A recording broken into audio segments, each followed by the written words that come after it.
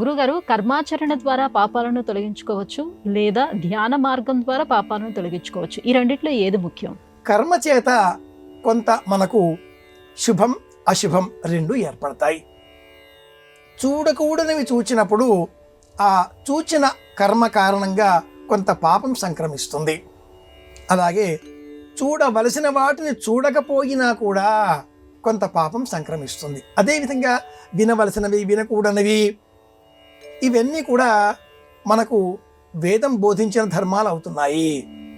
శ్రద్ధయా దేయం అశ్రద్ధయా నదేయం శ్రియా దేయం హ్రియా దేయం ఇలా చెబుతూ ఉంటాయి. వేద మార్గాలన్నీ కూడా ఇలాంటివే.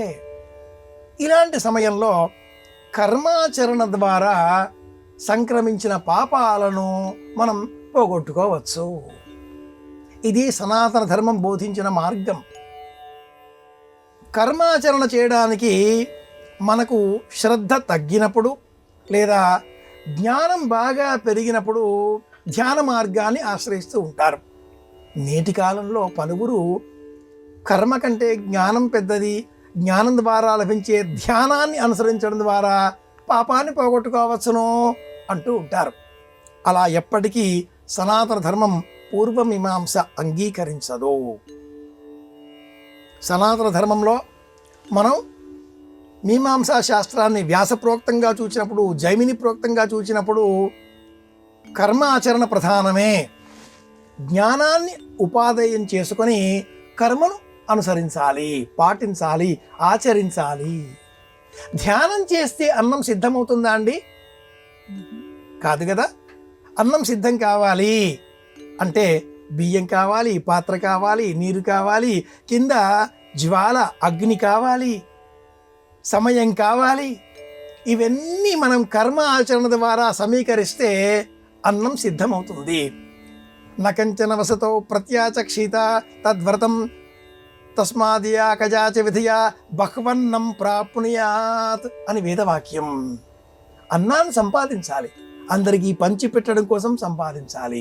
నాది నాకే అనుకోకూడదు. ఇక్కడ అన్నం అంటే భోజించేదే మాత్రమే కాకుండా పదార్థం ఏదైనా కూడా 10 మందికి అందించే విధంగా మన ప్రవర్తన ఉండాలి.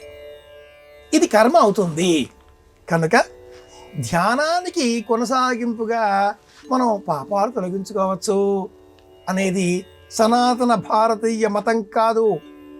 ఇతర మతాలలో చేసిన తప్పులను క్షమించవలసినది, లభించిన ఈ పదార్థములు నా క్షమాపణ ప్రార్థన చేత పోగొట్టుకోవచ్చును, ఈ మార్గం సనాతన భారతీయం అంగీకరించదు.